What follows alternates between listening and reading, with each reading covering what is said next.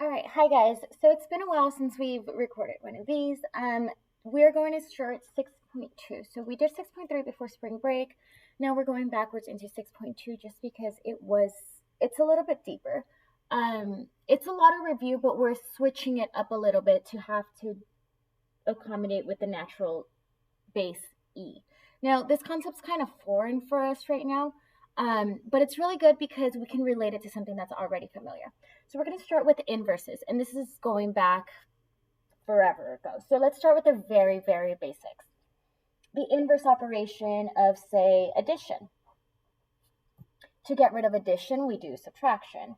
And then similarly, we're talking about division. The inverse operation would be multiplication. Now, we don't use x for multiplication, but for this case, I'm going to do that instead of a little dot.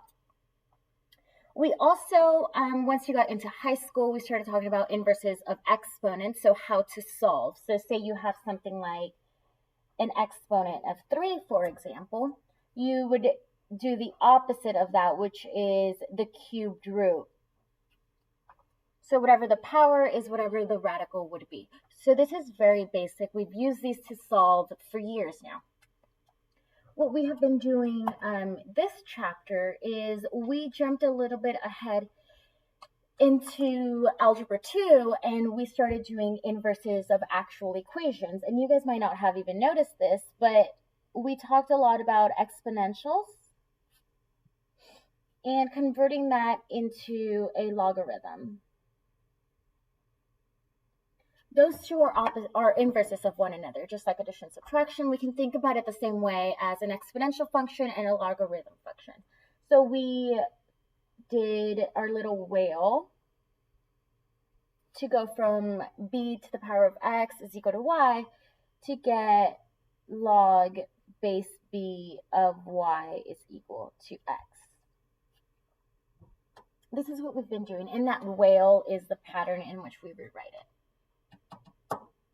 What we're going to do in this section is a little bit similar to this, but we are going to be converting a natural base e, so the natural base e, which is represented by just the letter e, and its inverse, which is a natural log. So the base, so this is a base of b, and then a natural log, the log is this. So when you rewrite, when you abbreviate this, like here we never write logarithm, we just write log. When we write natural log, we're actually doing it backwards. Instead of saying like NL, we write it as ln. That's an L and an N. So we say ln x. And then our natural base is just e to the power of x. So the base, e, and then a natural log is ln. It's very similar to what we've done in 6.3, but now we're focusing with just the e instead of a variable like b. All right, in these sections, we also talked about an exponential growth and an exponential decay. So when we have a growth, we know it's because it's going up. So I'm just going to put a little g for growth. And this is because your b value is greater than 1. And then this would be our decay. So I'm going to put a d. And this one is because our b value is less than 1. And you could also tell just by looking at the graph. When we look at natural bases, we have the same concept. We have a growth. So obviously this one's going up, so that would be growth. And we have a decay. Obviously the one going down would be our decay. But how can we actually tell? So in this one, we were able to tell from the equation based on our value of b. When we have a growth, we will have an equation. So remember, it's the base e to the power of x, and your x will be a positive x. Whereas when we have a decay, we have a negative x. So here our exponent is what is going to tell us whether we have a growth or a decay. So let's look at a couple examples here. So let's look at these examples here. The first one we're looking at, and remember, we just want to know whether it's a growth or a decay of a natural base. So, and that's given to us by our exponents. So here we have e to the negative 3x. Since that is a negative, we have decay. For the second one, we have 2x. Since that is positive, we have growth. And our last one, we have x, just the x. So again, this one is growth. We are only looking at the exponent. Just like for these, we only look at the b value. Okay? Now we're going to jump into reviewing the Kahoot we did the other day, where we dealt with exponents, and then we're going to turn those into going from variables into a natural base. Okay, so let's start these with basic variables. This is what we've been seeing, and this is what we actually did in our Kahoot. It's when we have any variable. I like to use x. You guys know I use x most of the times. So here we have our product rule. That's when we have two bases that are the same with exponents. We add the exponents. So here it said add. So it's x cubed times x squared becomes x3 plus 2, which is where I got this 5 from.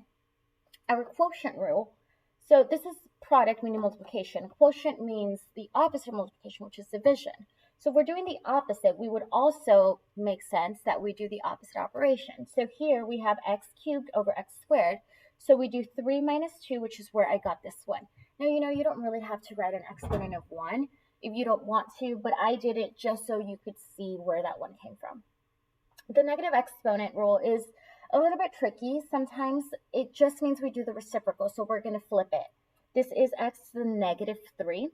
So we've talked about how every whole number has that invisible denominator of 1. So if it is a whole number, it's actually a numerator. We're going to do the reciprocal, where our exponent now becomes positive. So here I had the whole number x to negative 3.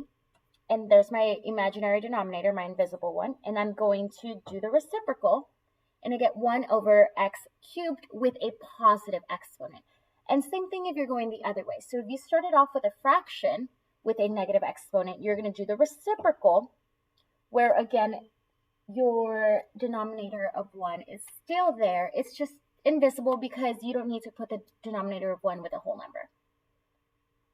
Now, the power rule and the product rule, these are, they're sometimes confused. Now, they don't always look the same. Here you have one base with 2 exponents, and here you have 2 bases with 2 exponents. This was a tricky one when it came to the Kahoot.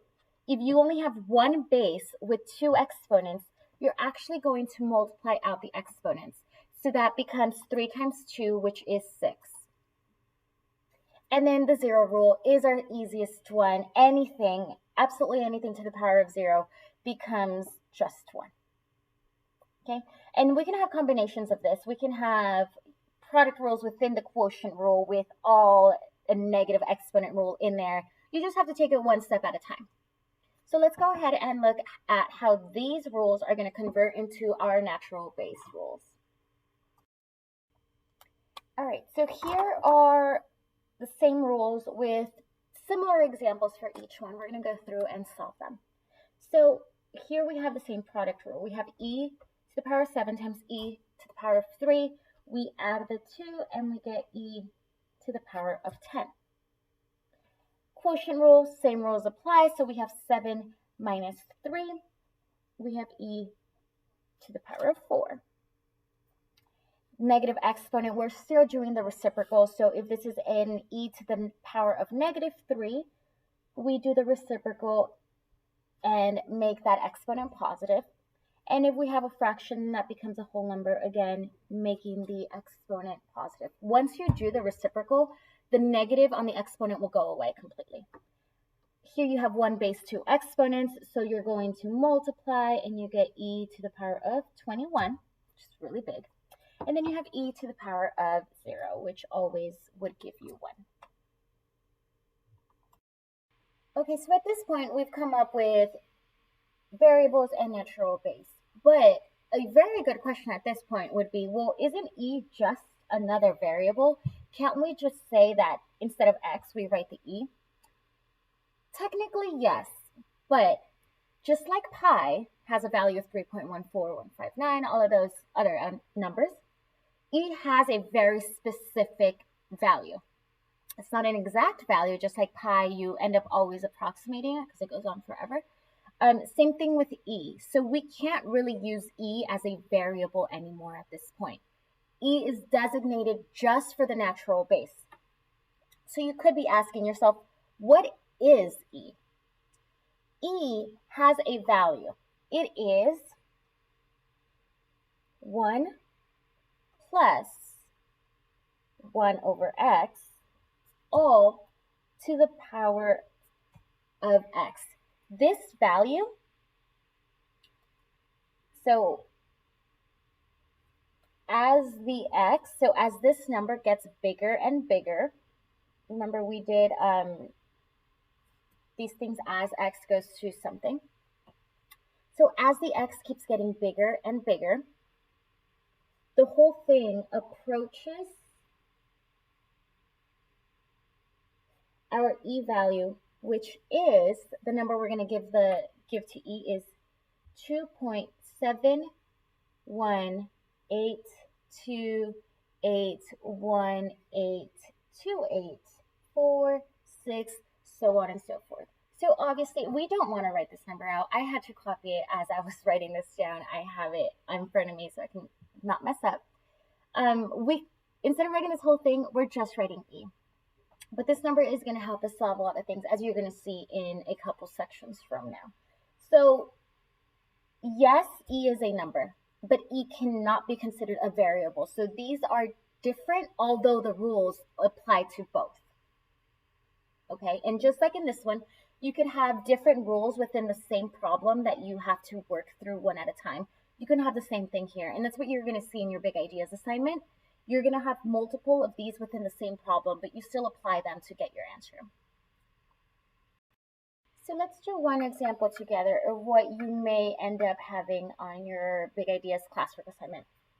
You might have something like this. So here you can recognize the quotient rule, but then you randomly have some numbers in front of it. You could treat each one of this separately. So I'm just going to go ahead and divide it out. And I'm going to do each part on its own. So I'm going to look at 4 divided by 2. 4 divided by 2 just gives me a 2. And then I have e to the power of 3 over e. So I'm going to look at my rules and see which one I could apply. That is a quotient rule, so that becomes subtraction. So 3 minus this invisible 1 right there. 3 minus 1 gives me a 2. So I get 2e squared as my answer. And you'll just go through your big ideas assignments and do some stuff like that. We will get into more things with e. Right now it's just very basic, just properties and exponent rules with it. But we are going to be using e as real life applications, such as when you put money into a bank account and you get compound interests, what that would look like if you put in, $100 today, what that will look like based on your interest rate in 5, 10, 20 years from now. It's that interest that keeps accumulating. And that's going to be really helpful for you guys to understand it in a real world sense. But for now, this is where we're going to leave it. I'm going to zoom out in case you didn't get enough time to copy that one example. And we will pick up here as we move on into the next section. Bye.